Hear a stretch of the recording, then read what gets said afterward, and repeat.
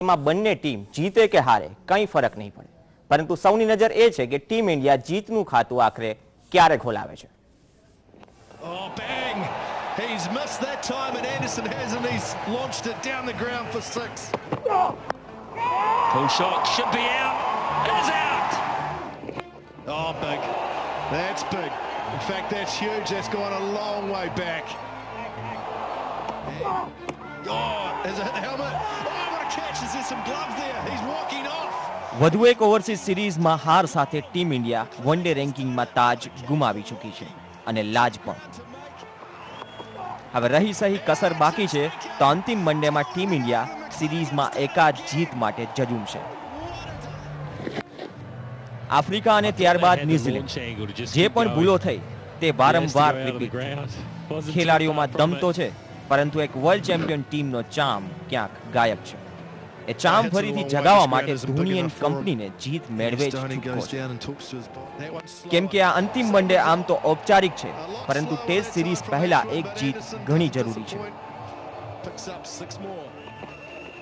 બેટિંગમાં તો ફેરફાર થયા અને બેટિંગ ઓર્ડરમાં પણ, પરંતુ પરિણામમાં કોઈ ફેરફાર નહીં. બોલિંગમાં પણ કંઈક એવું જ થયું. રમાડે તો આખરે કોને રમાડે? જેને પણ તક મળી રહી છે તે બોલર ટૂંકા ગ્રાઉન્ડ અને ન્યુઝીલેન્ડની હાર્ડ હિટિંગ બેટિંગ લાઇનઅપ સામે પીટાઈ રહ્યા છે. ટીમમાં ન તો જીતનો એટીટ્યુડ દેખાઈ રહ્યો છે, ન તો એક વર્લ્ડ ચેમ્પિયન ટીમનો એ પાવર. બોલરો નવો બોલ હોય કે જૂનો બોલ, ક્યારેક શરૂઆતમાં તો ક્યારેક મિડલ ઓવર્સમાં, અને જો આ બંનેમાંથી બાકાત રહી ગયા હોય તો સ્લો ઓવર્સમાં બસ પીટાઈ રહ્યા છે. અને વિકેટનો તો જાણે ભારતીય બોલિંગ લાઇનઅપ માટે દુકાળ પડ્યો હોય એવી પરિસ્થિતિ વર્તમાન સિરીઝમાં હાલ ઊભી થઈ છે. પહેલા બોલિંગ કરો તો ડેથ ઓવર્સમાં બોલરો પીટાય છે, અને ચેઝ કરો તો આ બોલિંગ લાઇનઅપને મજબૂત ટોટલ હોવા છતાં ડિફેન્ડ કરવામાં ફાફા પડી જાય છે. આ એક પાસામાં તો ધોનીએ પણ હેમિલ્ટનમાં હાર બાદ બોલરોનો ઉધડો લીધો હતો. Fast bowling is something, still we are not 100% sure as to who are the individual who will be looking forward to.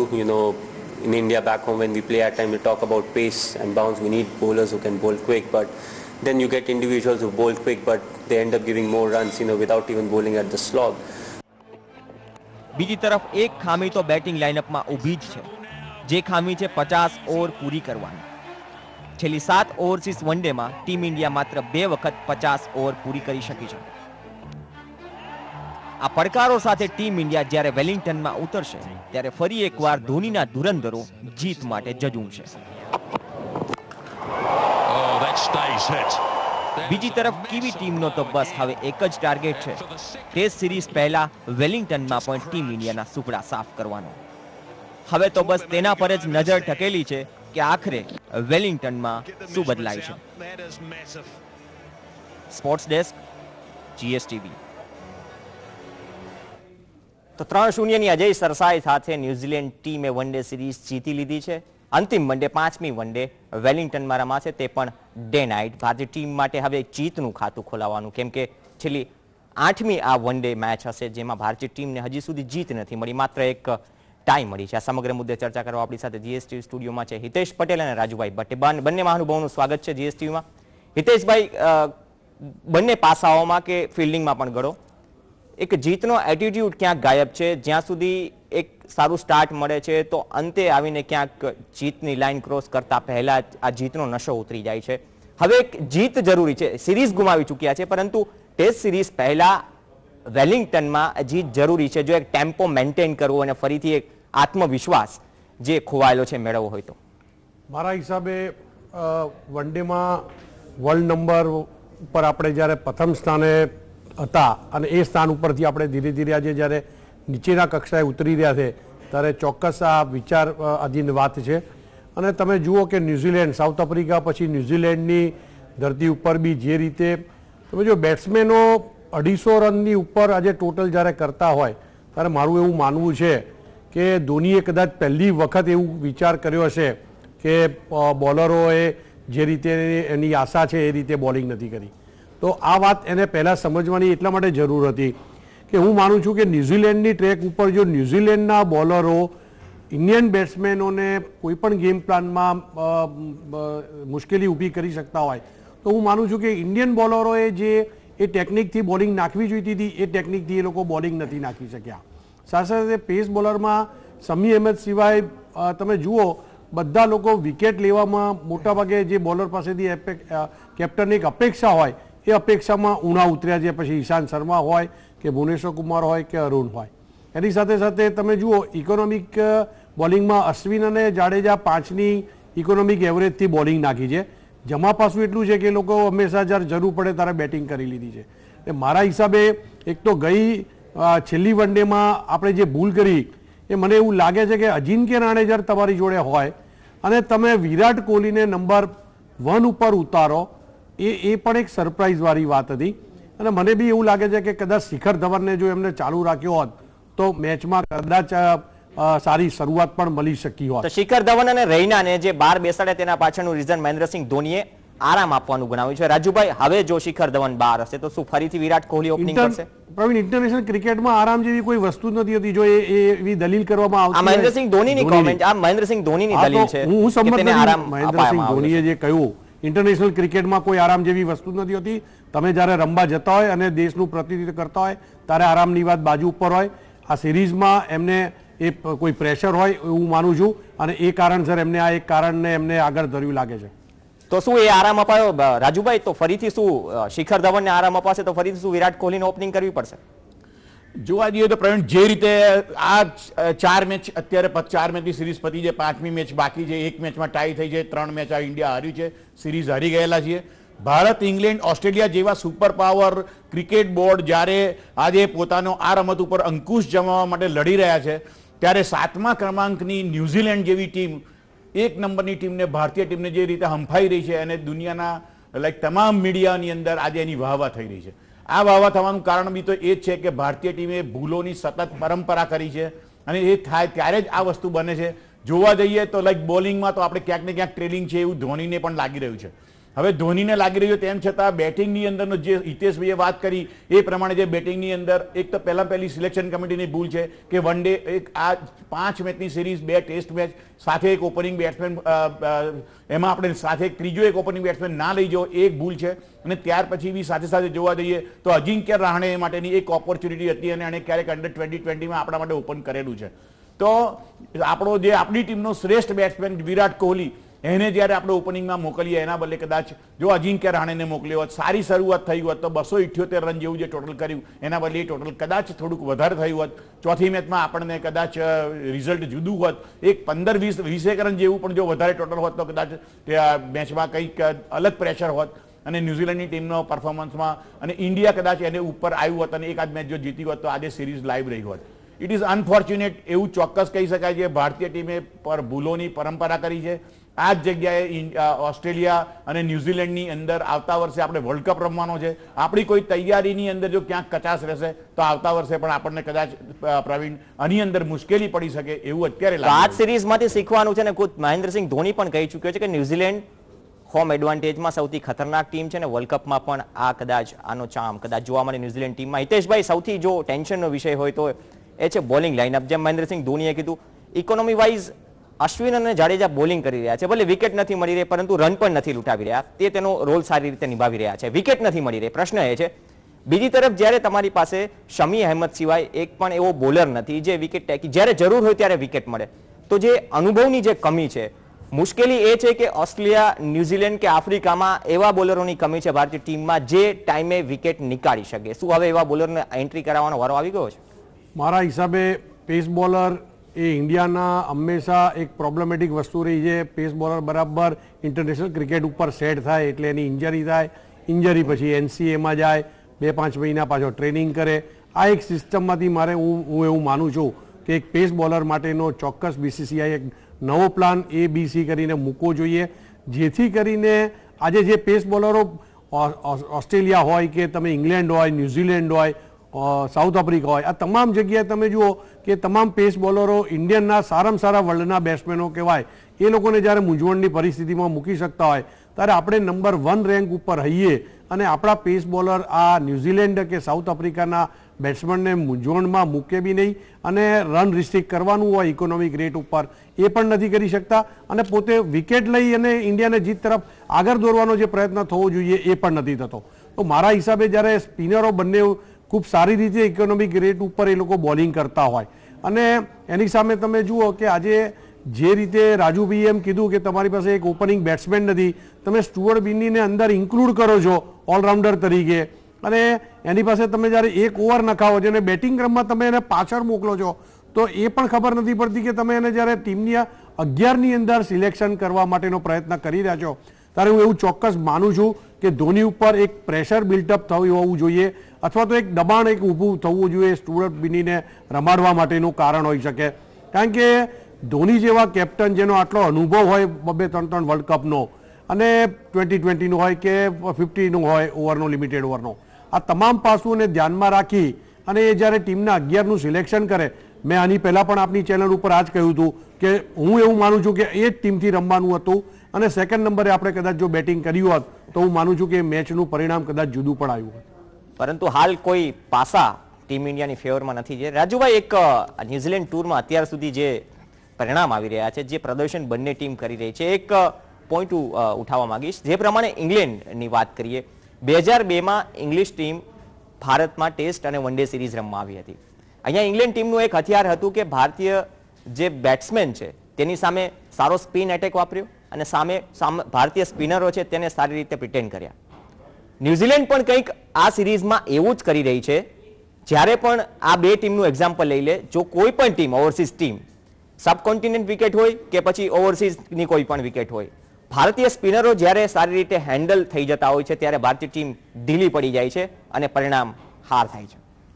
Pravin, તમે જે વાતની શરૂઆત કરી એમાં ઇંગ્લેન્ડની ટીમે ઇન્ડિયાની અંદર જે પરફોર્મન્સ કર્યું હતું એ પરફોર્મન્સમાં આજે ઇંગ્લેન્ડ ટીમના જે સિલેક્ટરો છે એ પણ જોવે છે કે ઇન્ડિયાની આ વિકેટો ઉપર કેવી બોલિંગ લાઈન જોઈએ, કેવા બેટ્સમેન જોઈએ અને એ પ્રમાણે એ લોકો કંઈક વિચારીને જાય છે. હું આજે સિલેક્શન કમિટી માટે કંઈક કહું છું કે એમણે બી કંઈક આની અંદરથી વર્લ્ડ કપની ટીમ તૈયાર કરવા માટે કોઈક એક પર્ટિક્યુલર કોઈક વ્યૂ તૈયાર કરવાની જરૂર છે, કોઈક એક નવી લાઈન વિચારવાની જરૂર છે કે જ્યારે ન્યુઝીલેન્ડની ઓસ્ટ્રેલિયાની અંદર જ આપણે જ્યારે વર્લ્ડ કપ રમવા જવાના છીએ તો એનો એક અલગ રીતે એક તૈયારી એની હોવી જોઈએ. પણ મને એવું લાગે છે કે સાઉથ આફ્રિકા પછી તરત ન્યુઝીલેન્ડની ટૂર, સાઉથ આફ્રિકામાં તો આપણે ક્યાંક ને ક્યાંક ટ્રેલિંગ રહ્યા છીએ સતત. આપણે જે 3 વન ડે, 2 વન ડે અને 2 ટેસ્ટ મેચ તો આપણે ક્યાંક ને ક્યાંક ક્યાંય પણ કંઈ શું જ સારું કરી શક્યા નહીં. ત્યાર પછીની તરત ન્યુઝીલેન્ડની ટૂર હતી. તો ન્યુઝીલેન્ડની ટૂરની અંદર હું એવું કહું છું કે હું જે રીતે જાણું છું એ પ્રમાણે ન્યુઝીલેન્ડની ટૂર, ઓસ્ટ્રેલિયાની ટૂર, સાઉથ આફ્રિકાની ટૂર પતાયા પછી ઇન્ડિયન ક્રિકેટર્સ ક્યાંક ને ક્યાંક પોતપોતાની રીતે સ્કેટર્ડ હતા. એ લોકો ક્રિકેટની અંદર એ ટ્રેકની ઉપર હતા નહીં અને ત્યારે સિલેક્શન કમિટીની બી આ જ જવાબદારી છે કે એ લોકોને સેમ એ લાઈનમાં રાખવા માટે બી એમણે ક્યાંક એક જગ્યાએ એસેમ્બલ થઈને રહેવું જોઈએ. અને ન્યુઝીલેન્ડના લાઈક આપણે એક અઠવાડિયા પહેલા તો આપણે ત્યાં પહોંચ્યા હતા, તેમ છતાં પણ આપણા બોલર જે કંઈ ન્યુઝીલેન્ડની વિકેટને એક્સપ્લોઇટ કરવી જોઈએ એવી કરી શક્યા નહીં. તો આપણી પાસે વિદેશી કોચ છે, વિદેશી કોચે પણ આ બાબતમાં કંઈક વિચારી અને એ એક વીકની અંદર એણે કંઈ તૈયારી કરવી જોઈતી હતી. પણ રિઝલ્ટ એવા કહે છે કે એક આપણા કોચ, આપણું મેનેજમેન્ટ ક્યાંક ને ક્યાંક આ બાબતમાં નબળું રહ્યું છે. હું એવું માનું છું કે જો વર્લ્ડ કપની અંદર જો આની આ પરિસ્થિતિ રહેશે, આની આ ભૂલોની જો આની જ પરંપરા રહેશે તો કદાચ ભારતીય ટીમને મુશ્કેલીનો સમય ફેસ કરવાનો વારો આવશે. તો બંને જે ઓવરસીઝ સિરીઝ છે અત્યાર સુધી જે પરિણામો જઈ રહ્યા છે તેના પરથી એક વાત નક્કી છે કે સિલેક્શન કમિટી, ખુદ કોચ ડંકન ફ્લેચર અને ખુદ મહેન્દ્રસિંહ ધોની જે કેપ્ટન છે ટીમ ઇન્ડિયાનો, એક એવી રણનીતિ તૈયાર કરે જે આ બંને ઓવરસીઝ સિરીઝમાં ભારતીય ટીમ જેમાં પાછળ ખસી છે અને જેમાં જે માઇનસ પોઈન્ટ ટીમના જે ખેલાડીઓના બહાર આવ્યા છે તેના પર વર્કઆઉટ કરી અને 2015 માટે પ્રિપેરેશનને આરંભે. બંને મહાનુભાવો આપણી સાથે જોડાયેલા છે. અહીંયા રોકાઈશું એક નાનકડા વિરામ માટે.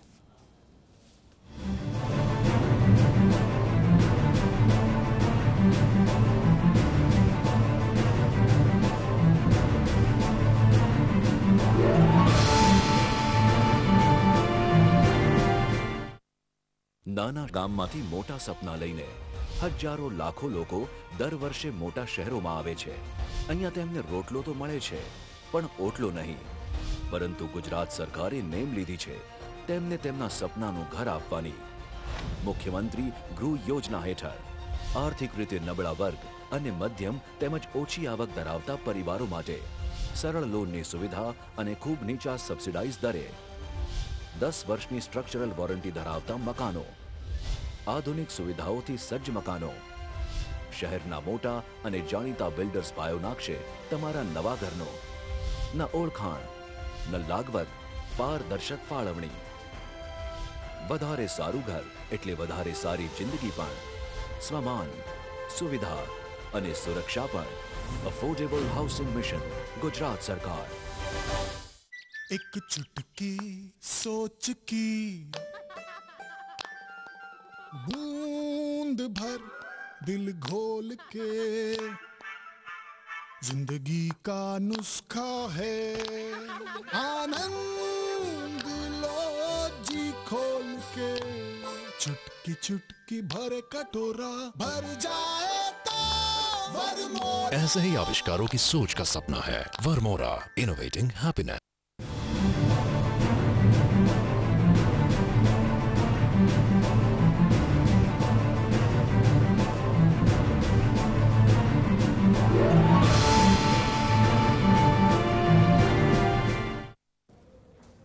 તો જીએસટીવીમાં ફરીથી આપનું સ્વાગત છે. વેલિંગ્ટનમાં ભારત અને ન્યુઝીલેન્ડ અંતિમ વનડેમાં ટકરાશે અને ભારતીય ટીમ માટે એક હારનો સિલસિલો અટકાવવાની વનડેમાં છેલ્લી તક છે, કેમ કે અંતિમ વનડે છે, ત્યારબાદ ટેસ્ટ સિરીઝ રમાશે અને ટેસ્ટ સિરીઝ પહેલા એક જીત જરૂરી છે, આત્મવિશ્વાસ ફરીથી ગેઇન કરવા માટે. ચર્ચા ચાલી રહી છે હિતેશભાઈ અને રાજુભાઈ સાથે. રાજુભાઈ, જે પ્રમાણે હમણાં આઈપીએલની બેઝ પ્રાઇઝ લોન્ચ થઈ, ઘણા બધા પ્લેયર્સ છે, for example Michael clerk, Stuart broad, આવા ઘણા બધા પ્લેયર્સ 2015ના વર્લ્ડ કપને અને ઘણી બધી કન્ટ્રીની મેજર સિરીઝને ટાર્ગેટ કરીને આઈપીએલમાં નથી રમી રહ્યા, તેના કારણે ખસી ગયા છે. પાસ્ટમાં પણ આવું બન્યું છે. તેવું જ કંઈક જે ડેડિકેશન છે એ ભારતીય પ્લેયર્સમાં એ વસ્તુની ઉણપ છે, કેમ કે હવે ન્યુઝીલેન્ડનું ચેપ્ટર પૂર્ણ થશે તો Asia cup, T20 world cup અને આઈપીએલ સબ કોન્ટિનેન્ટ વિકેટ પર રમવાના છીએ. ત્યારબાદ જ્યારે જુલાઈમાં 5 ટેસ્ટની સિરીઝ ભારતીય ટીમ ઇંગ્લેન્ડ રમવા જશે, ફરીથી આ જ વસ્તુનો એકડો પહેલેથી કૂટવો પડશે. પરંતુ જે તમારો ક્વેશ્ચન છે, તમારી જે મૂંઝવણ છે કે બહારની ટીમના કેટલાક પ્લેયર્સો પોતાના દેશ માટેની ટીમની જ્યારે ઇમ્પોર્ટન્ટ ગેમ્સ રમવાની હોય છે, આઈસીસી એપ્રુવડ જે ગેમો રમવાની હોય છે એની અંદર એને એ લોકો પ્રાધાન્ય વધારે આપે છે, એવો તમારો એક ટોન છે એવું મને લાગી રહ્યું છે આ ક્વેશ્ચનમાં. પણ સાથે સાથે હું તમને એવું કહું કે ભારતીય ટીમ આઈપીએલની જે આપણું એક ટીમનું એક આ ટુર્નામેન્ટનું એક ફોર્મેટ છે, તો એ ફોર્મેટ એક એવું જુદું ફોર્મેટ છે કે એ ફોર્મેટના લીધે એ લોકોએ જે એકચ્યુઅલ ક્રિકેટ રમવાનું છે એમના દેશ માટેનું, એ બે ફોર્મેટ અલગ હોવાના લીધે એમના દેશની ટીમનું ઉપરનું કોન્સન્ટ્રેશન વધારે હોવાથી એ લોકો કદાચ આ વસ્તુ વિચારી રહ્યા હોય એવું હું માનું છું. સાથે સાથે જોવા જઈએ તો ભારતીય ટીમના જે ભારતીય ક્રિકેટરો છે, તો એ ભારતીય ક્રિકેટરોમાં લાઈક પોતાના દેશમાં રમવાનું છે એની એ લોકોની એક એડવાન્ટેજ છે અને એ લોકો એવું સમજી રહ્યા હોય છે કે અમે કોઈ પણ ફોર્મેટની અંદર ભારતીય વિકેટ ઉપર અમારે જે રીતે કરવું હશે એવું અમે કરી શકીશું. અને કદાચ એમની ટીમના જે ટીમો આઈપીએલની અંદર એમના જે બેઝ પ્લાન બનાવ્યા છે, તમે જુઓ આજના પેપરમાં સાથે સાથે, તો એ જે બેઝ પ્લાન છે એ લોકોની બેઝ કિંમત જે છે, તો એ કિંમત જોતા એવું લાગી રહ્યું છે કે આજે ઇન્ડિયન ટીમની અંદર ક્રિકેટર ના હોય પણ તેમ છતાં એની ઉપરનો જે બેઝ એની જે બેઝ કોસ્ટ છે એ કદાચ બહુ એકદમ આઈ કેચિંગ છે અને ક્યાંક ને ક્યાંક એવું દેખાય છે કે એ છોકરાઓને આઈપીએલની મેચો રમવામાં વધુ રસ પડે એવા એટ્રેક્ટિવ પ્રાઇસ છે. એવું જરૂરી નથી કે આંતરરાષ્ટ્રીય ક્રિકેટ રમો તો જ કરોડપતિ થવાય. આઈપીએલ જેવી ટુર્નામેન્ટથી રાતોરાત કરોડપતિ થઈ જાય. ઘણા બધા એક્ઝામ્પલ છે. હિતેશભાઈ, આઈપીએલ ની જ વાત ચાલી રહી છે અને જે ફ્લોપ શો અને જે ખામીઓ નબળાઈ ઓવરસીઝ સિરીઝમાં ઓવરસીઝ વિકેટ પર ભારતીય બેટ્સમેનો અને બોલરની છે. આઈપીએલ એક એક્ઝામ્પલ લઈએ, એક મોટું સ્ટેજ છે યંગસ્ટર્સને જ્યાં પોતાની પ્રતિભા પુરવાર કરી શકે, પરંતુ સાથે સાથે છેલ્લા જે 4-5 વર્ષોમાં આ આઈપીએલના સ્ટેજને એક સિલેક્શન માટેનું સ્ટેજ પણ મનાઈ રહ્યું છે. શું આ વસ્તુ કેટલા હદે યોગ્ય છે આ ઓવરસીઝ સિરીઝમાં પ્રદર્શન બાદ? મારા હિસાબે ઘણીવાર પ્લેયરો આવતા હોઈએ ત્યારે હું એમને કહું છું કે તમારું પહેલું કોન્સન્ટ્રેશન 4 ડેઝ અને 5 ડેઝની જે રણજી ટ્રોફી મેચ રમાય છે ને એના ઉપર રાખો. આજે દરેક સ્ટેટના દરેક યંગ પ્લેયરને આઈપીએલ રમવું છે. આઈપીએલની જે ચમકદમક છે, આઈપીએલ જે રીતે બજારમાં અત્યારે રમી રહ્યું છે અને એની પાછળના દરેક વર્ષે કંઈક ને કંઈક જે સ્કેન્ડલો આવતા હોય છે, આ તમામ વસ્તુઓને ધ્યાનમાં રાખીને હું માનું છું કે જે યંગસ્ટર્સનો ક્રેઝ આઈપીએલ તરફનો છે એ જ્યાં સુધી રણજી ટ્રોફીમાં સારામાં સારું પરફોર્મન્સ નહીં કરે અને પોતાનો બેઝ જો મજબૂત નહીં બનાવે તો હું માનું છું કે 1-2 વર્ષ ક્રિકેટમાં ચાલશે, પછી કાંઈ અત્યારે જેમ આપણે જોઈએ છે ને કેટલાક ક્રિકેટરો, ભૂતપૂર્વ ક્રિકેટરો છે કે જે આપણે ઇન્ડિયન ટેસ્ટમાં અને વન ડેમાં અને T20માં વર્લ્ડ કપ વખતે એકદમ આમ કેવી બેટિંગ કરી દેતા હતા, કેટલા ઓલરાઉન્ડરો હતા. આજે તમે વન ડે અને T20ની ટીમમાં એમને ઇન્ડિયામાં કમબેક આવવામાં હું નહીં માનતો કે એમને કોઈ ઇન્ટરેસ્ટ હોય, પણ આઈપીએલ જ્યારે આવી જાય છે ત્યારે ઇન્ડિયાના તમામ ખેલાડીઓ 2 મહિનામાં પોતાની ફિઝિકલ ફિટનેસ એવી તૈયાર કરે છે કે એમને ખબર છે કે આઈપીએલના જે બેઝ પ્રાઇઝમાં એમને મૂકવામાં આવ્યા છે એનાથી એમને એ કદાચ પોતે સેટિસ્ફેક્શન માને છે. પણ હું એવું માનું છું કે બીસીસીઆઈએ ચોક્કસ એક સિલેક્ટરોએ ગાઈડલાઈન નક્કી કરવી પડશે, એક વર્ક ફ્રેમ નક્કી કરવું પડશે કે જ્યારે પણ ઇન્ડિયન ટીમના સિલેક્શન માટે આવવું હોય ત્યારે તમામ પાસાઓને હવે એમને ધ્યાનમાં રાખવું પડશે.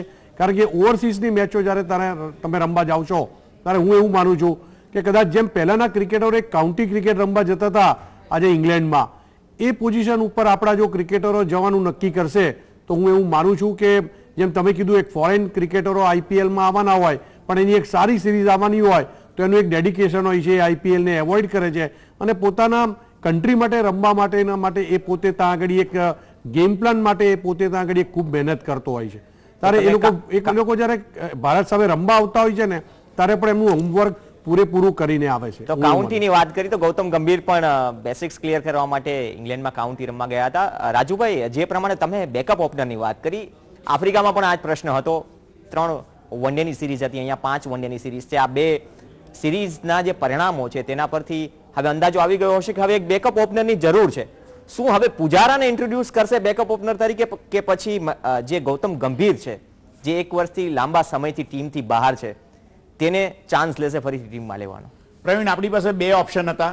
2 ઓપ્શનમાં તમે જેમ નામ બોલ્યા એ પ્રમાણે એક તો ચેતેશ્વર અને ચેતેશ્વર પછીનું બીજું નામ છે એ ગૌતમ ગંભીર. તો ગૌતમ ગંભીર આજે જે રીતે એણે ઇંગ્લેન્ડ કાઉન્ટી રમ્યો, ટચમાં રહ્યો, આજે ડોમેસ્ટિક ક્રિકેટમાં રણજી ટ્રોફીમાં પણ એનું જો પરફોર્મન્સ જુઓ તો એ લાઈક આપણા સહેવાગ કરતાં ઘણો જ આગળ રહેલો છે. એણે કે રણજી ટ્રોફીની અંદર 600 જેવા રનનું ટોટલ કરેલું છે. એને સારું પરફોર્મન્સ કર્યું છે અને સ્ટીલ એ પોતે એવું બતાવે છે કે he wants to play a good cricket. હું એવું માનું છું કે જો સાઉથ આફ્રિકા અને ન્યુઝીલેન્ડની ટીમની અંદર એક બેકઅપ ઓપનર તરીકે જો સિલેક્ટ કરવાનો હોય અને તો એ વખતે આજના આપણા જૂના ભારતીય દિગ્ગજ ક્રિકેટરો પણ એ જ વસ્તુ કહે છે કે આપણી પાસે એક બેકઅપ ઓપનર નહીં લઈ જવાનું ભૂલ કેમ આવી મોટી કરી. કારણ કે આ ટીમની અંદર એક સિનિયર પ્લેયરની બી જરૂર હતી, ધોનીની સાથે કોઈક એવા પ્લેયરની જરૂર હતી કે જે ટીમ મેન્ટેનર પણ બની શકે. હું એવું માનું છું ત્યાં સુધી ગૌતમ ગંભીર એના માટે એક આદર્શ ચોઇસ હતો અને ગૌતમ ગંભીરને જો ના રાખ્યો તો તમે કદાચ ત્રીજી આ ચોથી મેચની અંદર જો ઓપનિંગનો ચાન્સ આપવાનો હતો તો અજિંક્ય રાણે માટે વિચારવા જેવું હતું. જે ચોથી મેચને આપણે હારી અને એ સિરીઝ આપણે પૂરી લાઈક એ વિચારને આપણે બંધ કરી દીધો. એના બદલે હવે 5મી મેચ એ ખાલી ફોર્માલિટી પૂરતી રહેશે. કદાચ ટેસ્ટ મેચ માટેની તમે એ એટમોસ્ફિયરથી એન્વાયરમેન્ટથી એક્વેન્ટેડ થાવ એટલો જ ઇન્ટેન્શન રહેશે. હું માનું ત્યાં સુધી 5મી મેચનો ફિગર આઈસીસીના રેન્કિંગ ટુર્નામેન્ટ છે માટે એક એનું રેટિંગ ચોક્કસ રહેવાનું છે, એનું પરફોર્મન્સનું એમાં ગણાવવાનું છે.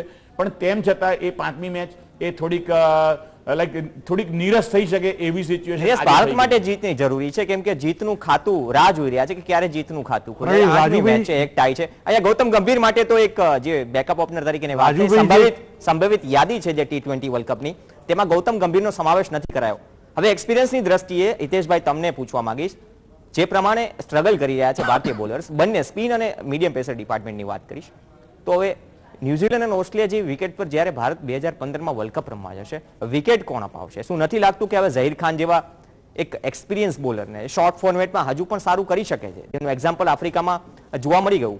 મારા હિસાબે ત્યારબાદ હરભજન સિંહ જે પણ પરફોર્મ કરી રહ્યો છે ડોમેસ્ટિક ક્રિકેટમાં, હજુ પછી ઘણું ક્રિકેટ બાકી છે. આ તો આ 2 બોલર છે જેનો અનુભવ હવે ભારતીય ટીમને સમય આવી ગયો છે આ બંનેના બોલરના અનુભવ લેવાનો.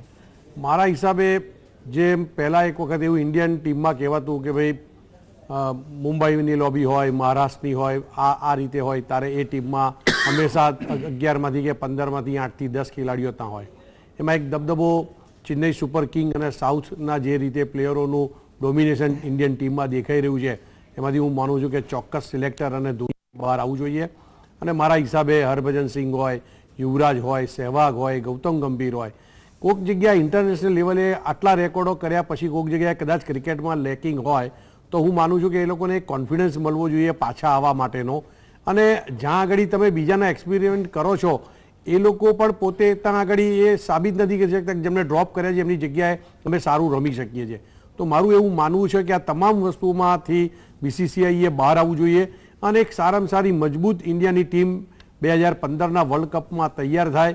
વર્લ્ડ કપ ઉપર ઇન્ડિયાનું જે પ્રભુત્વ રહ્યું છે છેલ્લા 10-15 વર્ષમાં એ દબદબો જો ચાલુ રહેવો જોઈએ એવું લાગે તો મને હું માનું છું ચોક્કસ કે ઇન્ડિયન ટીમના સિલેક્શનના પ્રોસેસમાં અને એના ખેલાડીઓમાં યંગસ્ટર જેમ જોલ ને એ લોકો પાછળ ને પાછળ આવી રહ્યા છે.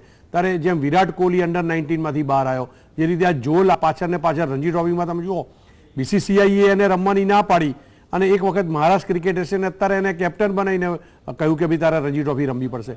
તો આ એક કરેક્ટ લાઇન છે કે જ્યાં હજુ તો મલેશિયાની જે અંડર 19ની વર્લ્ડ કપ આવી રહ્યું છે એના માટે હજુ 10-15 દિવસ બાકી છે. ત્યારે હું એવું માનું છું કે જોલને તમે રણજી ટ્રોફીની ફાઇનલ રમવા દેવી જોઈએ. એ એક્સપેરિમેન્ટ એનો પોતાનો એક કોન્ફિડન્સ જો ત્યાં આગળ રન કરશે તો ચોક્કસ અંડર 19ના આવનારા વર્લ્ડ કપમાં આપણને ઇન્ડિયાને જીત માટે કામમાં આવવાનો છે. ત્યારે એક આવા ડિસિઝન ઉપર હું ચોક્કસ એવું કહું છું કે આ બધી ફ્રેમવર્કમાંથી ચોક્કસ આપણે બહાર આવવું જોઈએ અને પ્લેયરોને જે કોન્ફિડન્સ અને વધારે મેચો રમવા મળે એ ઉપર ધ્યાન કેન્દ્રિત કરવું જોઈએ. તો જે સિસ્ટમ છે તેના પર ક્વેશ્ચન માર્ક, કેમ કે રણજી ટ્રોફીની ફાઇનલ અને મહારાષ્ટ્રનો કેપ્ટન માત્ર વર્લ્ડ કપ માટે અંડર 19 વર્લ્ડ કપ માટે કેમ્પ માટે ફાઇનલ રમવા દેવામાં આવી. રાજુભાઈ, એક્સપિરિયન્સની વાતો ચાલી રહી છે, એવા બોલર્સ જે છે જે ઓવરસીઝ સિરીઝમાં 2008ની VB સિરીઝની વાત કરીએ, ઓસ્ટ્રેલિયામાં ભારતીય ટીમ પ્રથમ વખત ઓસ્ટ્રેલિયામાં હરાવ્યું હતું. આ 2008ની વાત કરીએ. પ્રવીણ કુમાર, ઇરફાન પઠાણ ઘણા સમયથી ઇન્જરીના કારણે બહાર. ઇરફાન પઠાણ આ સિઝનમાં રણજીમાં ઇન્જરીના કારણે ડ્રોપ થયો હતો, નામ પાછું ખેંચ્યું હતું. જો આ બે બોલર ફરી ફિટ થાય તો આના ઉપર એક ફોકસ કરવાની જરૂર છે, કેમ કે આ બંને બોલરમાં એક ક્વોલિટી છે, આ બંને બોલરમાં એક ક્વોલિટી છે જે આવી વિકેટો પર વિકેટ કઢાવી આપે. પ્રવીણ, ન્યુઝીલેન્ડની જે વિકેટો છે એ જોતા હું તમને એવું કહું કે જેની પાસે સ્વિંગ ઉપરનો કંટ્રોલ છે અને જ્યારે જો તમને થોડોક વિન્ડનો જો થોડોક સપોર્ટ મળી જાય તો એ વખતે ચોક્કસ ઇરફાન પઠાણ અને જે પ્રવીણ કુમાર બે તમે નામ બોલ્યા છો એ બહુ જ અદ્ભુત નામ છે, બહુ જ એસેટ છે ઇન્ડિયાના માટે. અને આવા છોકરાઓને જેની પાસે સ્વિંગનો કંટ્રોલ હોય એવા જો કોઈ બે પ્લેયરને આવી ઓપોર્ચ્યુનિટી મળી હોય તો એ કદાચ ત્યાં આગળ વધુ સારું પરફોર્મન્સ કરી શકે એવું મારું પણ એક મંતવ્ય છે. પણ સાથે સાથે જોવા જઈએ તો આજે ભારતીય ટીમે વર્લ્ડ કપની 15 જે આપણે જે 2015નો વર્લ્ડ કપ માટેની તૈયારી કરી હશે ત્યારે એમણે જે રીતે સાઉથ આફ્રિકાની ટૂર અને ત્યાર પછી આ ન્યુઝીલેન્ડની ટૂર, તો બે ટૂરની અંદર એમણે જે કંઈ એમની રીતે એમના પ્રયત્ન કર્યા એમાં કદાચ સિલેક્શન કમિટી પોતે જે કંઈ એક્સપેક્ટ કરતી હતી એના કરતાં આપણા બોલરો ક્યાંક ને ક્યાંક ઊંડા ઉતર્યા છે. જે હિતેશભાઈએ થોડીક વાર પહેલાં જ હમણાં કહ્યું કે બોલિંગ એક ચિંતાનો વિષય છે અને એ ચિંતાના વિષયમાં આજે સમગ્ર તમામ ક્રિકેટરો અને ભારતીય ચાહકોને પણ એવું દેખાઈ રહ્યું છે કે ક્યાંક ને ક્યાંક ભારતીય ટીમના સ્પિનર, બોલર, સ્પેસ બોલર આ બધા જ ક્યાંક ને ક્યાંક ટ્રેલિંગ છે. બેટિંગ લાઈન ચોક્કસ બરાબર છે. ઇન્જરી પેસ બોલરની જે રીતે થઈ રહી છે, જે રીતે સમય આવે એને પાછા તૈયાર થઈ જાય ને સમય આવે BCCI એ લોકોની પાછળ કેટલા લાખો રૂપિયાનો ખર્ચો કરે છે. આજે NCAમાં મોકલે, સાઉથ આફ્રિકા મોકલે, ઓપરેશન કરા, તમામ વસ્તુઓનું જ્યાં સગવડ મળતી હોય ત્યારે હું માનું છું કે પેસ બોલરોએ ઇન્ડિયાની જે ખોટ પૂરવી જોઈએ એના માટે એક ચોક્કસ નવો બી પ્લાન BCCIના સિલેક્ટર અને BCCI નક્કી કરવો. પણ હિતેશભાઈ તમે કહો છો એ વાત બિલકુલ સાચી છે અને સાથે સાથે BCCIએ શું કરવું જોઈએ કે જ્યારે એમની પાછળ એમની ફિટનેસ માટે જે કંઈ આપણે આ બધા પ્રોગ્રામો કર્યા ત્યાર પછીથી પણ એમની પર એક ક્લોઝ વોચ રાખવી જોઈએ કે આફ્ટર ધેટ એ લોકોને જે કંઈ ટ્રીટમેન્ટ મળી, જે કંઈ એમણે જે કંઈ ટ્રીટમેન્ટ એમણે લીધી પોતાની ફિઝિકલ ફિટનેસ માટે ત્યાર પછી એ લોકો શું કરી રહ્યા છે તો એ પણ એક આપણે ક્લોઝ વોચ રાખવાની જરૂર છે BCCIએ એવું હું માનું. તેનું બેસ્ટ એક્ઝામ્પલ ઝહીર ખાન છે, જે પ્રમાણે જે રીતે ઝહીર ખાન પાછો આવ્યા. તો હવે એક વસ્તુ એ છે કે વેલિંગ્ટનમાં ભારતીય ટીમ શું કરશે. હિતેશભાઈ, ટૂંકમાં જાણવા માંગીશ, જ્યારે ભારતીય ટીમે પ્રથમ ટોસ જીતીને ફિલ્ડિંગ પસંદ કરી, ચેઝ ન થયો, પહેલા બેટિંગ કરી, બોલર ડિફેન્ડ ના કરી શક્યા, વેલિંગ્ટનમાં શું કદાચ ભારતીય ટીમ મહેન્દ્રસિંહ ધોની ટોસ જીતે? મારા હિસાબે તમે જેમ કીધું એમ હું એવું માનું છું અજિંક્ય રાણેને ઓપન કરાવી, રોહિત શર્મા અત્યારે જે રીતે લાસ્ટ મેચમાં બી રન કર્યા છે એ રીતે સ્ટુઅર્ટ બિનને જો તમે આ જ રીતે ઉપયોગ કરવાનો હોય તો હું માનું છું કે રાયનાને કે એને ચાન્સ આપવો જોઈએ પાછો, કાં તો ભાઈ સ્ટુઅર્ટ બિન્નીને તમે ઓલરાઉન્ડર તરીકે તમે લેવાના હોય તો હું એવું માનું છું કે એને અપર એન્ડ ઉપર એને બેટિંગ કરવા દેવો જોઈએ અને એક બોલર ઓછો કરી અને તમે બીજા ઓલ્ટરનેટિવમાં બેટ્સમેન વધારી શકો છો કે નહીં. કારણ કે તમે જુઓ કે આજે 250 થી 300 રન તો ઓલરેડી બેટ્સમેનો કરે જ છે. બેટ્સમેનો માટે અહીંયા એક ડિસિઝન ટૂંકમાં પૂછવા માંગીશ, મહેન્દ્રસિંહ ધોની શું નિર્ણય કરશે કદાચ ટોસ જીતે? શું પહેલા બેટિંગ કરશે કે પછી બોલિંગ, જે એક્સપિરિયન્સ રહ્યા છે સિરીઝ? હું એવું માનું છું કે ટોસ જીતીને ફિલ્ડિંગ કરે અને 300 રન આપણે જ્યારે ચેસ કરવામાં પહોંચીએ છીએ ત્યારે હું માનું છું કે બેટ્સમેનો આપણી પાસે છે, આપણે રન કરી શકીએ છીએ, આપણે રિસ્ટ્રિક ઓછા કરી શકીએ એ ધ્યાનમાં રાખીને ફિલ્ડિંગ લઈ અને જેટલા રિસ્ટ્રિક કરી શકીએ એ વધારે સારું. રાજુભાઈ, ચેસ કે પહેલા બેટિંગ? મને એવું લાગે છે કે પ્રવીણ જે રીતે આ વિલિંગ્ટનની જે એના રેકોર્ડ આગળના જોઉં છું તો કોઈ ટીમે 218 રનથી વધારે કરેલા નથી. તો ચેસ કરવાનો રેકોર્ડ ભૂતકાળમાં ગ્રાઉન્ડ પર રહ્યો છે, પરંતુ તમામ જે ઓડીઆઈ છે જેમાં ચેસ કરવાનો ભારતીય ટીમે મહેન્દ્રસિંહ ધોનીએ નિર્ણય કર્યો તેમાં નિષ્ફળ રહ્યા અને જ્યારે પ્રથમ બેટિંગ કરી ત્યારે બોલરો ટાર્ગેટ ડિફેન્ડ